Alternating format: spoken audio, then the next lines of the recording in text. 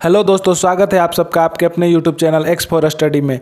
आज हम आपके लिए लाए हैं एसएससी, रेलवे, बैंक, बीपीएससी एवं अन्य प्रतियोगिता परीक्षाओं के लिए महत्वपूर्ण प्रश्नों का सेट। आपको बता दूं कि ये सारे प्रश्न चैप्टर वाइज बहुत ही सिलेक्टिव क्वेश्चंस हैं। आशा करता हूं कि आपको ये वीडियो पसंद आएगा। तो चलिए शुरू करते हैं। आज का पहला प्रश्न है, निम्नलिखित में कौन सा लार का लाभ नहीं है। इसका तात्पर्य हुआ कि लार से निम्नलिखित में कौन सा लाभ नहीं होता है। तो आपके ऑप्शंस हैं, यह निगलने में मदद करती है, यह शरीर में आरबीसी की वृद्धि करती है, यह मुख तथा दांतों को साफ रखती है, या यह होठों तथा जिह्वा मतलब कि जीभ की गति को अनुकूल बनाकर बोलने में मदद करती है। तो इसका सही जवाब होगा ऑप्शन बी। इसका सही जवाब है ऑप्शन बी, यह शरीर में आरबीसी की वृद्धि करती है। ये जो कथन है, यह कथन लार के विषय में लाभ नहीं है। ठीक है, इसका सही जवाब होगा शरीर में आरबीसी की वृद्धि करती है। आपको बता दूं कि लार हल्की अम्लीय होती है, यह लार ग्रंथियों से निकलती है। इसका पीएच मान 6.8 होता है।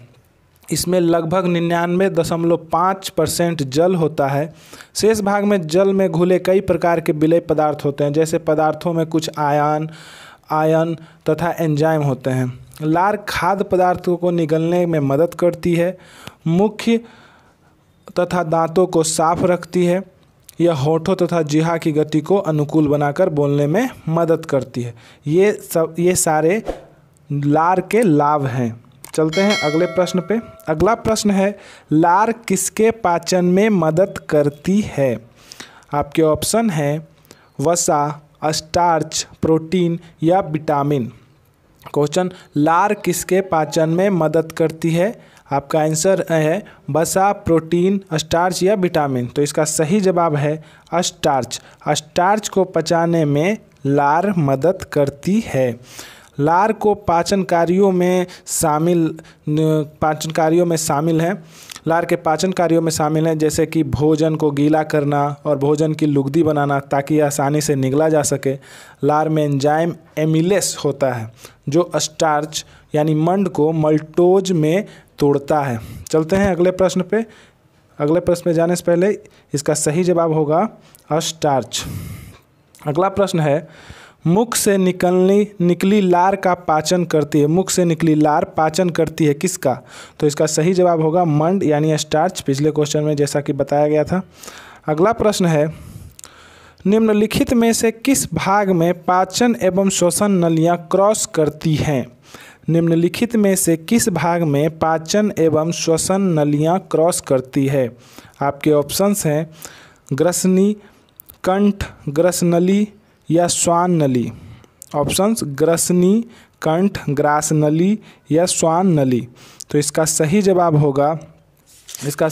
है ऑप्शन ए, ग्रसनी।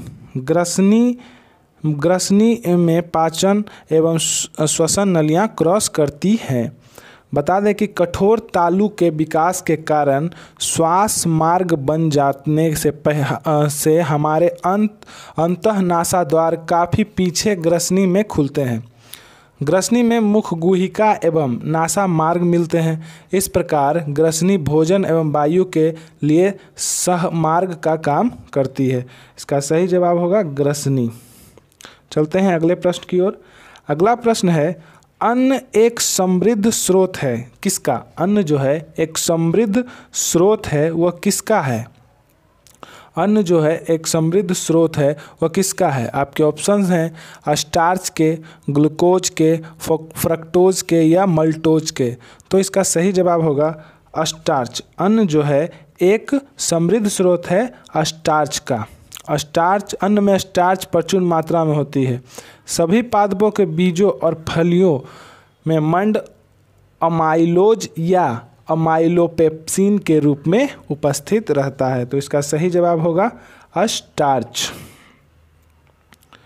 अगला प्रश्न है, दूध को दही में स्कंदित करने वाला एंजाइम है क्या। दूध को दही में स्कंदित करने वाला एंजाइम क्या है। तो आपके ऑप्शन है रेनिन, पेप्सिन, रेंजिन या सिट्रेट। तो आपको बता दूं कि जठर रस से रेनिन नामक पाचक एंजाइम पाया जाता है जो दूध को पाचन में सहायता करता है। रेनिन दूध को दही में स्कंदित करने वाला एंजाइम है। तो इसका सही जवाब होगा रेनिन। इसका सही जवाब है रेनिन। चलते हैं अगले प्रश्न पे। अगला प्रश्न है, किसकी उपस्थिति के कारण गाय के दूध का रंग पीला होता है? किसकी उपस्थिति के कारण गाय के दूध का रंग पीला होता है? आपके ऑप्शन है जेंथोफिल, राइबोफ्लेविन, राइब्यूलोस या कैरोटीन। तो इसका सही जवाब होगा कैरोटीन। कैरोटीन की उपस्थिति के कारण गाय के दूध का रंग पीला होता है। चलते हैं अगले प्रश्न पे। आजकल दूध को संतुलित आहार नहीं माना जाता क्योंकि इसमें अभाव है। अब क्या अभाव है, किसका अभाव है? आपके ऑप्शंस हैं मैग्नीशियम या विटामिन डी का, आयरन और विटामिन सी का, कैल्शियम और विटामिन सी का, आयरन और विटामिन ए का। तो आपका सही जवाब होगा ऑप्शन बी, आयरन और विटामिन सी का। दूध को संतुलित आहार इसलिए नहीं माना जाता क्योंकि उसमें अभाव है आयरन और विटामिन सी का। चलते हैं अगले प्रश्न पे। अगला प्रश्न है, हमारे शरीर में ऊर्जा निम्न में से कौन देता है? यहाँ कुछ ऑप्शंस दिए गए हैं। क्वेश्चन कहता है कि इनमें से हमारे शरीर को ऊर्जा कौन देता है? आपके ऑप्शन है विटामिन, जल, कार्बोहाइड्रेट या प्रोटीन। विटामिन, जल, कार्बोहाइड्रेट या प्रोटीन। तो इसका सही जवाब होगा कार्बोहाइड्रेट। कार्बोहाइड्रेट जो हमारे शरीर को ऊर्जा प्रदान करती है। चलते हैं अगले प्रश्न पे। अगला प्रश्न है कि किसी एथलीट को तात्क्षणिक, इसका तात्क्षणिक का तात्पर्य है तुरंत, ऊर्जा के लिए निम्नलिखित में से क्या दिया जाना चाहिए? किसी एथलीट को तात्क्षणिक ऊर्जा के लिए निम्नलिखित में से क्या दिया जाना चाहिए? आपके ऑप्शन हैं कार्बोहाइड्रेट्स, वसा, प्रोटीन या विटामिन। तो इसका सही जवाब होगा कार्बोहाइड्रेट्स। कार्बोहाइड्रेट्स, अगर कोई एथलीटिस है और उसको तुरंत ऊर्जा की आवश्यकता है तो उसे कार्बोहाइड्रेट दिया जाना चाहिए। ठीक है, चलते हैं अगले प्रश्न पे। अगला प्रश्न है, दूध में कौन सा प्रोटीन शर्करा युग्म होता है? दूध में कौन सा प्रोटीन शर्करा युग्म होता है? आपके ऑप्शंस हैं casein, sucrose, casein, lactose, ferritin और मल्टोज या एल्बुमिन या ग्लूकोज। तो इसका सही जवाब होगा, इसका सही जवाब है option B, casein lactose. Casein lactose इसका सही जवाब है। चलते हैं अगले प्रश्न पे। फलों का मधुर मीठा स्वाद किसके कारण होता है? फलों का मधुर या मीठा स्वाद किसके कारण होता है? आपके ऑप्शन है लैक्टोस, फ्रक्टोज, मल्टोज या रिवोस। तो आपको बता दूं कि इसका सही जवाब होगा फ्रक्टोज। फ्रक्टोज फलों में पाई जाने वाली एक मोनोसैकराइड शर्करा है। फ्रक्टोज फलों में पाई जाने वाली एक मोनोसैकराइड शर्करा है जो कि प्रकृति में सबसे मीठी शर्करा है। अगर एग्जाम में आपसे प्रश्न पूछा जाता है कि प्रकृति में सबसे मीठा शर्करा कौन सा है, तो आप बता सकते हैं फ्रक्टोज। और बता दूं कि इसको फल शर्करा भी कहा जाता है। लैक्टोज और लैक्टोज के बारे में कहा जाता है कि वह दूध में पाया जाने वाला शर्करा है, जबकि मल्टोज शर्करा को अनाज से प्राप्त किया जाता है। आपको बता दूं कि लैक्टोज जो है वह दूध में पाया जाने वाला शर्करा है एवं मल्टोज जो है वह अनाज से प्राप्त किया जाता है। तो इस प्रश्न का सही जवाब होगा फ्रक्टोज। चलते हैं अगले प्रश्न पे। अगला प्रश्न है, निम्नलिखित में से किसका संश्लेषण यकृत द्वारा किया जाता है? निम्नलिखित में से किसका संश्लेषण यकृत के द्वारा किया जाता है? आपके ऑप्शंस हैं vitamin A, vitamin E, vitamin D या विटामिन के। निम्नलिखित में से किसका संश्लेषण यकृत द्वारा किया जाता है? तो इसका सही जवाब होगा ऑप्शन डी, विटामिन के। आपको बता दूं कि विटामिन के यकृत में संश्लेषण करता है। विटामिन के का खून का स्कंदन करने में सहायता करता है। स्कंदन का तात्पर्य है कि जमा करने या फिर थक्का बनाने में। यह प्रोथाल्विन नामक पदार्थ के संश्लेषण में सहायक होता है। ठीक है, चलते हैं अगले प्रश्न पे। अगला प्रश्न है, तंतु आहार में शामिल है क्या? ग्लाइकोजन, प्रोटीन, सेलुलोज या वसा? तंतु आहार में शामिल है, आपके ऑप्शन है ग्लाइकोजन, प्रोटीन, सेलुलोज या वसा। तो इसका सही जवाब होगा सेलुलोज, ऑप्शन सी, सेलुलोज इसका सही जवाब होगा, सेलुलोज। आपको बता दूं कि सेलुलोज एक पॉलीसेक्राइड है जो ग्लूकोज का बना होता है।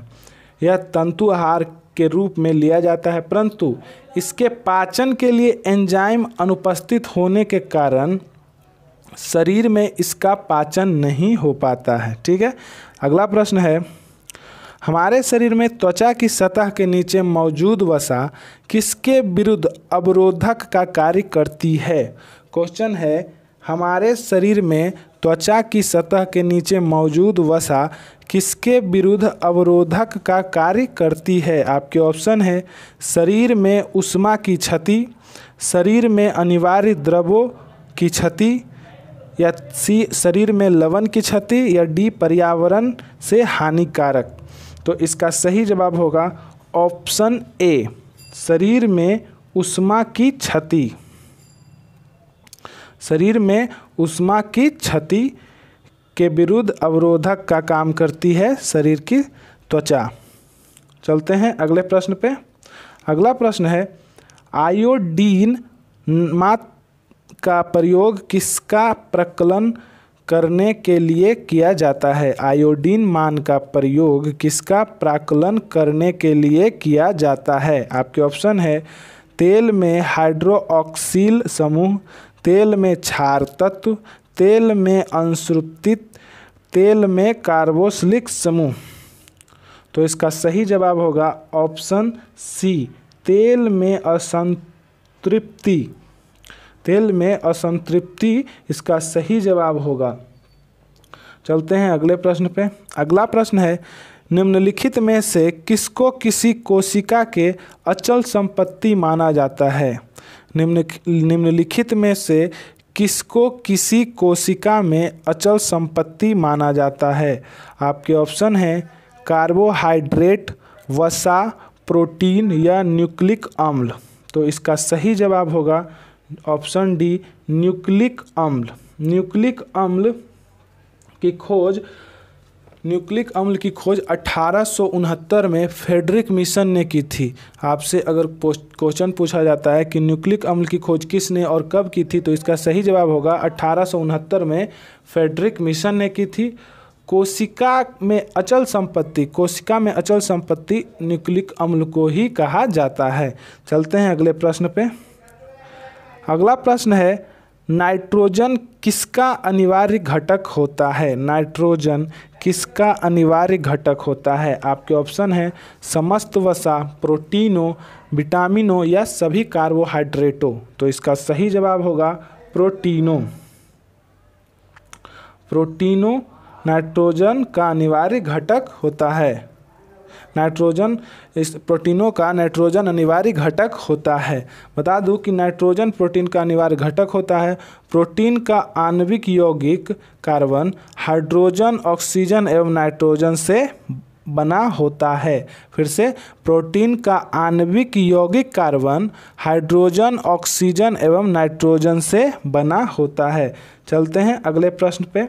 अगला प्रश्न है, भारत सरकार ने समापक बीजों के आयात पर प्रतिबंध क्यों लगा दिया था? आपके ऑप्शन है प्रजनन क्षमता न होने के कारण, कैंसर जनित पदार्थ होने के कारण, पेप्सिन का प्रभाव होने के कारण, यदि इनमें से कोई नहीं। तो इसका सही जवाब होगा प्रजनन क्षमता न होने के कारण।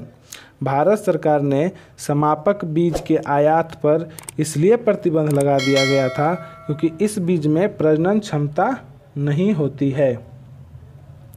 चलते हैं अगले प्रश्न की ओर। अगला प्रश्न है, किस एंजाइम के कारण ग्लूकोज का इथाइल अल्कोहल में परिवर्तन हो जाता है? किस एंजाइम के कारण ग्लूकोज का इथाइल अल्कोहल में परिवर्तन हो जाता है? आपके ऑप्शन हैं पेप्सिन एंजाइम, जाइमेज एंजाइम, या ऑप्शन ए और बी, या इनमें से कोई नहीं। तो इसका सही जवाब होगा जाइमेज एंजाइम। जाइमेज एंजाइम के कारण ग्लूकोज का इथाइल अल्कोहल में परिवर्तन हो जाता है। आज के लिए बस इतना ही। इस वीडियो को देखने के लिए आपका बहुत बहुत धन्यवाद। मिलते हैं अगले वीडियो में।